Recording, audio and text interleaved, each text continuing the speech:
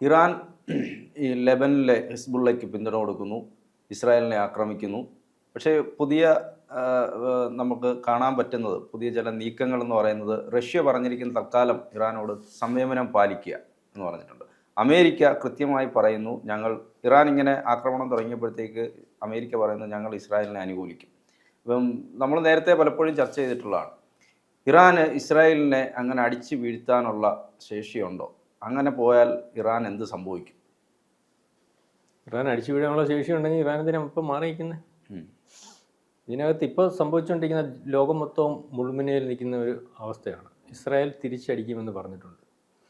Israel ഏതാണ്ട് 180 ballistic മിസൈലുകൾ ഇസ്രായേലിലേക്ക് ഇറാൻ അയക്കുകയും അവരുടെ 3 ലെയർ അയൺ ഡോം സിസ്റ്റം ഉപയോഗിച്ച് ഏതാണ്ട് 40% നശിപ്പിക്കുകയും ചെയ്തു. അതായത് തൃശ്ശൂർ പൂരം കാണുന്നത് പോലെയായിരുന്നു അന്ന് രാത്രിയിൽ ഈ ലെബനിലുള്ളവരും അല്ലെങ്കിൽ പാലസ്തീനിലുള്ളവരും ഒക്കെ ഇത് ആസ്വദിച്ചതെന്നാണ് കിട്ടുന്ന റിപ്പോർട്ട്. കാരണം ആകാശത്ത് അത്രയ്ക്ക് അറിയാമല്ലോ, ഇത്രയും മിസൈലുകൾ വന്ന് ആകാശത്ത് വെച്ച് പൊട്ടുന്നതും തിരിച്ച് അയൺ ഡോം സംവിധാനം ഉപയോഗിച്ച് പൊട്ടിച്ച് കളയുമ്പോഴേക്കും എത്ര ദൂരം കാണുമെന്നറിയും. മൂന്ന് ഘട്ടമായിട്ടാണ് ഇത് വന്നത്. അപ്പം ഇതിനകത്തെന്ന് പറഞ്ഞാൽ ഇത് ഏറ്റവും പ്രധാനപ്പെട്ട ഒരു കാര്യം നമ്മൾ ശ്രദ്ധിക്കേണ്ടത്, ഇസ്രായേൽ തിരിച്ചടിക്കുമെന്ന് പറഞ്ഞാൽ ഇസ്രായേലിന് തിരിച്ചടിക്കേണ്ടതായിട്ടുണ്ട്. ഇത്രയും നാളത്തെ യുദ്ധം നമ്മൾ പരിശോധിക്കുമ്പോൾ ഹമാസിനോട് യുദ്ധം ചെയ്തു, ഇപ്പം ഹിസ്ബുള്ളയ്ക്ക് വേണ്ടി ലെബനോനിൽ കയറി യുദ്ധം ചെയ്യുന്നു. നമ്മൾ ഇസ്രായേലിനെ പരിശോധിക്കേണ്ട, ഇസ്രായേലിന് ഒരു ബോംബ് ഇടുന്നതിന് മുമ്പ് അല്ലെങ്കിൽ ഒരു മിസൈൽ ആക്രമണത്തിന് മുമ്പ്, ശക്തമായ ഒരു ആക്രമണത്തിന് മുമ്പ് എത്ര തവണ അവിടുത്തെ സിവിലിയൻസിനോട് അവിടുന്ന് ഒഴിഞ്ഞു പോകാൻ പറയും.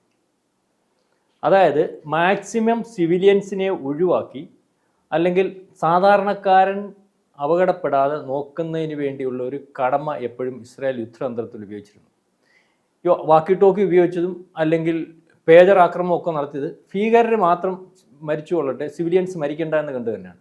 അപ്പം അതിൻ്റെ ഇടയ്ക്ക് വീണ്ടും കേൾക്കാതെയും അല്ലെങ്കിൽ ആ ആഹ്വാനങ്ങൾ ചെവി കൊള്ളാതെ ഇരിക്കുന്ന സിവിലിയൻസിനൊക്കെയാണ് ഈ അപകടം സംഭവിച്ചിട്ടുള്ളത്. പക്ഷേ കഴിഞ്ഞ ദിവസം ഇറാൻ ചെയ്തതെന്ന് പറഞ്ഞാൽ ആ ഇസ്രായേലിലെ മൊത്തം ജനതയെ, അത് 10 ബില്യൺ എന്ന് പറയുമ്പോൾ അറിയാമല്ലോ എത്ര ദശലക്ഷം ആൾക്കാരുണ്ടെന്ന്, അത്രയും ആൾക്കാരെ കൊല്ലത്തക്ക രീതിയിലുള്ള ഒരു ആക്രമണമാണ് നടത്തിയത്. അത് ഒരുപക്ഷെ മറ്റേതെങ്കിലും ഒരു രാജ്യമായിരുന്നെങ്കിൽ, അല്ലെങ്കിൽ ഈ ഇസ്രായേലിൻ്റെ പുറത്ത് ഇത് പതിക്കുന്ന ഒരവസ്ഥ വന്നായിരുന്നെങ്കിൽ, ഇസ്രായേൽ എന്ന് പറയുന്ന രാജ്യം എത്ര വലുപ്പമുണ്ടെന്നും അല്ലെങ്കിൽ എത്ര ജനസംഖ്യ ഉണ്ടെന്നുള്ള കാര്യത്തെപ്പറ്റി നമുക്ക് ബോധ്യമുണ്ടല്ലോ, ഇസ്രായേൽ പിന്നെ കാണുമായിരുന്നു.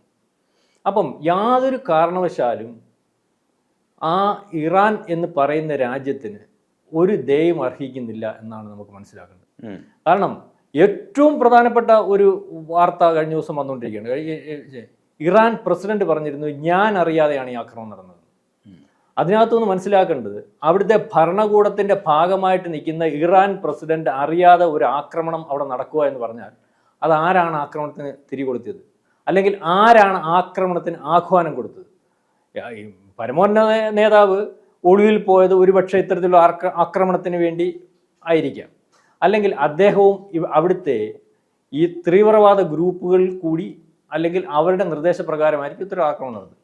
ഇനിയും ഈ ഇസ്രായേൽ തിരിച്ചടിക്കുമെന്ന് പറഞ്ഞിട്ടുണ്ട്. ഇസ്രായേൽ തിരിച്ചടിക്കുമെന്ന് പറഞ്ഞത് ഇന്ന് രാവിലെ വന്ന അല്ലെങ്കിൽ ഇന്നലെ വന്ന സൈനിക മേധാവിയുടെ പ്രസ്താവനയുണ്ട്. അത് രഹസ്യ സ്വഭാവത്തിലൊന്നുമല്ല അവർ പറഞ്ഞത്, ഞങ്ങൾക്ക് പശ്ചിമേഷ്യയിലെ ഏത് രാജ്യത്തെയും ഏതവസരത്തിലും ഞങ്ങൾ ആഗ്രഹിക്കുന്ന രീതിയിൽ അടിക്കാനുള്ള സംവിധാനമുള്ള രാജ്യമാണ് ഇസ്രായേൽ.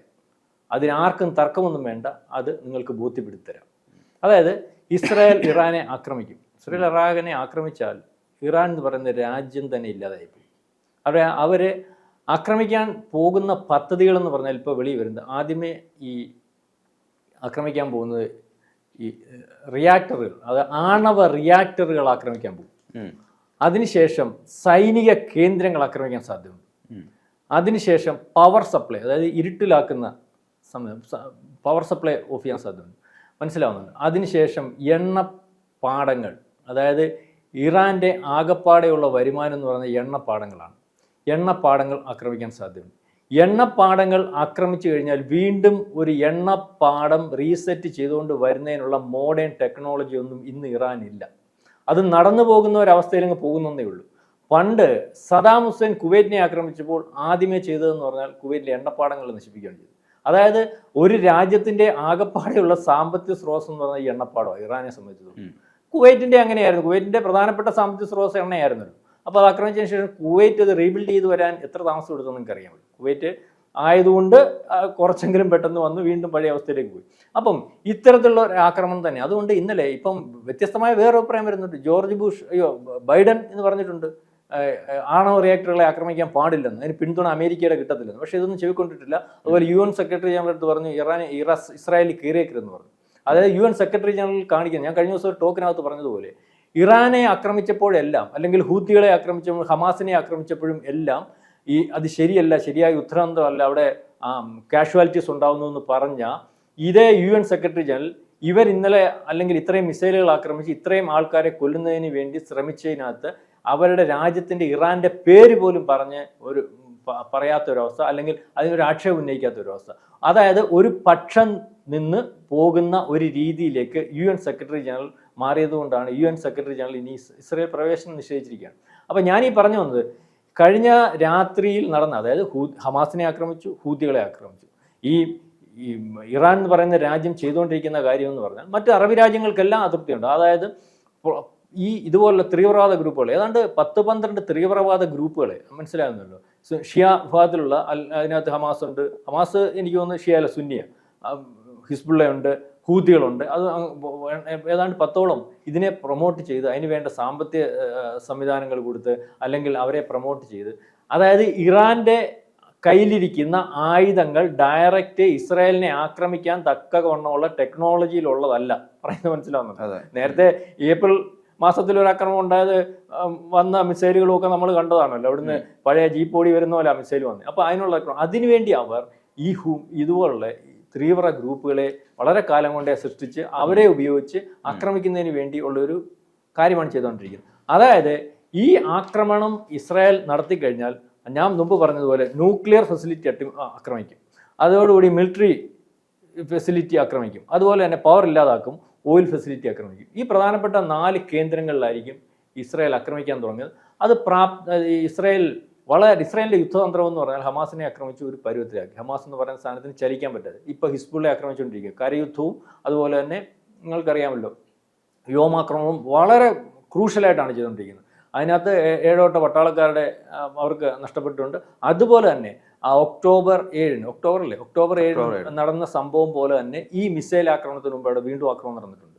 ട്രെയിനിൽ വന്ന 2 ഹമാസ് തീവ്രവാദികൾ വളരെ ആൾക്കാരെ വെടിവെച്ച് കൊല്ലുന്ന ഒരു രീതിയിലേക്ക് മാറി. അതായത് ഇപ്പോഴും അവിടെ ഇവരുടെ അല്ലെങ്കിൽ തീവ്ര ഗ്രൂപ്പിന്റെ ആക്രമണം നടന്നുകൊണ്ടിരിക്കുകയും അല്ലെങ്കിൽ അവർ കയറി ആക്രമിക്കുന്ന ഒരു രീതിയിലേക്ക് മാറിയിരിക്കുകയാണ്. ഇത്രയും വിപുലമായ രീതിയിൽ അല്ലെങ്കിൽ ഇവരെ ഒതുക്കിയതിന് ശേഷവും അവരുടെ ചെയ്തികൾക്ക് യാതൊരു കുറവും വരുന്നില്ല എന്നാണ് നമുക്ക് മനസ്സിലാകുന്നത്. അപ്പം ഇസ്രായേൽ പറയുന്നതിനകത്ത് എന്താണ് കുഴപ്പം? അതായത് ആ രാജ്യത്തെ ഭരണകൂടത്തെ ഉൾപ്പെടെ ഇല്ലായ്മ ചെയ്യുന്ന ഒരു രീതിയിലേക്ക് ഇസ്രായേൽ പോകും. അതിനൊരു അമേരിക്കയുടെ ഉൾപ്പെടെ പിന്തുണയുണ്ട്. കാരണം ആ രാജ്യത്തിൻ്റെ ഭരണകൂടം തീവ്ര ഗ്രൂപ്പുകളെ അല്ലെങ്കിൽ ടെററിസ്റ്റുകളെ ലോകത്ത് ഉണ്ടാക്കി നാശം വധിക്കുന്നതിന് വേണ്ടിയുള്ള ഒരു ഭരണകൂടമാണെന്ന് വളരെ കൃത്യമായിട്ട് വളരെ കാലേ തെളിഞ്ഞിട്ടുള്ളതാണ്. ഇപ്പോഴും അത് തന്നെയാണ് അവർ ചെയ്തുകൊണ്ടിരിക്കുന്നത്. ഇനിയും ഇറാൻ എന്ന് പറയുന്ന രാജ്യത്തിൻ്റെ കാര്യം പറഞ്ഞാൽ ഒരാക്രമണം ഇസ്രായേലിൻ്റെ ഭാഗത്തു നിന്ന് ഉണ്ടാവും എന്നുള്ള കാര്യം ഉറപ്പാണ്. ഉണ്ടാവുമെന്ന് അവർ പറഞ്ഞിട്ടുണ്ട്. അവർ പറയാതെ അല്ല രഹസ്യമായിട്ട് കാര്യങ്ങളും ചെയ്യുന്നത് ഉണ്ടാവുമെന്ന് പറഞ്ഞിട്ടുണ്ട്. ഉണ്ടായിക്കഴിഞ്ഞാൽ ആ രാജ്യം ഇപ്പോൾ തന്നെ സാമ്പത്തികമായിട്ട് വളരെ പ്രതിസന്ധിയിൽ പോകുന്ന രാജ്യമാണ്. കഴിഞ്ഞ ദിവസം ഒരാൾ അല്ലെങ്കിൽ ഇതുപോലെ രാഷ്ട്രീയ വിദഗ്ധൻ അല്ലെങ്കിൽ ദേശീയ രാഷ്ട്രീയത്തിൽ വൈദഗ്ധ്യമുള്ള ഒരാൾ പറയുന്നത് ഞാൻ കേട്ടത്, 3 മണിക്കൂർ കൃത്യമായിട്ട് ഓപ്പറേറ്റ് ചെയ്ത് കഴിഞ്ഞാൽ തീരുന്ന ഒരു രാജ്യം മാത്രമാണ് ഇറാൻ. കാരണം 19ഓളം സ്ഥലത്ത് ഇതിൻ്റെ ചുറ്റുവട്ടത്ത് 19 സ്ഥലത്ത് അമേരിക്കയുടെ ബേസ് ഉണ്ട്. മനസ്സിലാവുന്നുണ്ട്. ഇസ്രായേലിനോട് ആക്രമിക്കാൻ പറയും, ഇസ്രായേൽ കയറി ആക്രമിക്കുകയും ബാക്കി ഭാഗത്തു നിന്നുള്ള സഹായങ്ങൾ അമേരിക്ക ചെയ്തു കൊടുക്കുന്നത്. ഡയറക്റ്റ് ആക്രമിക്കേണ്ട, അവിടെ നിന്ന് ഇവരുടെ മിസൈലുകളും മറ്റു കാര്യങ്ങളും ഒക്കെ അല്ലെങ്കിൽ നിർവീര്യമാക്കിയാൽ മതി. ഈ രീതിയിൽ ആക്രമിക്കാൻ 3 മണിക്കൂർ പോലും വേണ്ട ഇസ്രായേലിനെ ഇറാൻ എന്ന് പറയുന്ന രാജ്യത്തെ ആക്രമിക്കുന്നതിന് വേണ്ടി. ഇവിടെ ചില മാധ്യമങ്ങളും അല്ലെങ്കിൽ ചില ആൾക്കാരും ഒക്കെ പറയുന്നത് പോലെയുള്ള സംവിധാനങ്ങളൊന്നും ഇറാൻ എന്ന് പറയുന്ന രാജ്യത്തില്ല. ഇറാനോടുള്ള യുദ്ധം ഇസ്രായേൽ നടത്താൻ പോകുന്നത് പണ്ട് വാരിക്കുന്തം വെച്ച് ബ്രിട്ടീഷുകാരുടെ തോക്കിൻ്റെ മുമ്പിൽ യുദ്ധം ചെയ്ത ഒരു ചരിത്രം നമുക്ക് കേരളക്കാർക്ക് ഓർമ്മയുണ്ടല്ലോ. അത്തരത്തിലൊരു യുദ്ധമായിരിക്കും വരാൻ പോകുന്നത്. ബാക്കി ഈ പ്രോസി ഗ്രൂപ്പ് അല്ലെങ്കിൽ ഈ ടെററിസ്റ്റുകളെ ആക്രമിച്ചതുപോലെ ആക്രമണമായിരിക്കും ഇതിൽ കൃത്യം ഏറ്റവും മോഡേൺ ടെക്നോളജി വെച്ചിട്ടുള്ള ഒരു യുദ്ധമായിരിക്കും നമ്മൾ കാണുവാൻ സാധിക്കുന്നത്. അതിനകത്തെ ആഭ്യന്തര പ്രശ്നം, ഇറാനകത്തെ ആഭ്യന്തര പ്രശ്നം ഇപ്പോൾ തന്നെ വെളിയിൽ വന്നിരിക്കുന്നു. അതായത് അവിടുത്തെ ഭരണകൂടത്തിനകത്ത് അവിടുത്തെ പ്രസിഡന്റ് ഉൾപ്പെടെയുള്ളവർ പറഞ്ഞിരിക്കുന്നത്, ഞാൻ ഈ ആക്രമണം അറിഞ്ഞിട്ടില്ല. അതിൻ്റെ അർത്ഥം അവിടുത്തെ ഭരണകൂട സംവിധാനത്തിനകത്തും അല്ലെ ആഭ്യന്തര കലഹവും ഒക്കെ സംഭവിച്ചുകൊണ്ടിരിക്കുന്നു. ഇറാൻ എന്ന് പറയുന്ന രാജ്യം ഈ ഇസ്രായേലിൻ്റെ തിരിച്ചടിയോടുകൂടി പൂർണ്ണമായിട്ടും ഇല്ലാതാകും. ഇപ്പോൾ ഉള്ളതിനെക്കാട്ടിൽ ഒരു 50 കൊല്ലം പുറകോട്ട് പോകുന്ന ഒരു അവസ്ഥയിലേക്ക് വരും. ഇറാൻ അല്ലെങ്കിൽ ഇപ്പം ഈ എന്ന് പറയുന്ന രാജ്യം അത്തരത്തിലേക്ക് പോകുന്നതിന് ഹൂത്തിയും ഷിയ സുന്നിയാണല്ലോ, സുന്നി രാജ്യങ്ങൾ ഉൾപ്പെടെയുള്ളവരുടെ പിന്തുണയുണ്ട്. ലോകത്ത് ഈ തീവ്രവാദ ഗ്രൂപ്പുകളുടെ പ്രൊമോഷൻ കാരണം ലോകത്തുള്ള രാജ്യങ്ങൾ അനുഭവിക്കുന്ന ബുദ്ധിമുട്ട് കൊണ്ട് ഇത്തരത്തിലുള്ള ആൾക്കാരെ ഇനിയും വെച്ചുകൊണ്ട് പോകണ്ടെന്ന് പറഞ്ഞ് ഏതാണ്ട് ലോകത്തുടനീളമുള്ള രാജ്യങ്ങളുടെ പിന്തുണ ഇസ്രായേലിനുണ്ട്. ഇസ്രായേൽ അതുകൊണ്ട് ആക്രമിച്ചിരിക്കും. അത് ഹിസ്ബുള്ളയെ ഒതുക്കുന്നതിനും അല്ലെങ്കിൽ ലെബനിലേക്കുള്ള കടന്നുകയറ്റത്തിനകത്തും കൃത്യമായൊരു തീരുമാനത്തോടു കൂടി വളരെ അവർ നേരത്തെ ചെയ്തതുപോലെ അവർ ടൈം ഷെഡ്യൂൾ വെച്ച് തന്നെ ഇറാനെ ആക്രമിച്ചിരിക്കും. ഇറാൻ ഇതോടുകൂടി ഇല്ലാതെയാകുന്ന ഒരു അവസ്ഥയിലേക്കാണ് പോകുന്നത് നമുക്ക് കാണുവാൻ സാധിക്കും. കൂടുതൽ വാർത്തകളും വിശേഷങ്ങളും നിങ്ങളിലേക്ക് എത്താൻ ABC മലയാളം സബ്സ്ക്രൈബ് ചെയ്യുക, ബെൽ ബട്ടണും അമർത്തുക.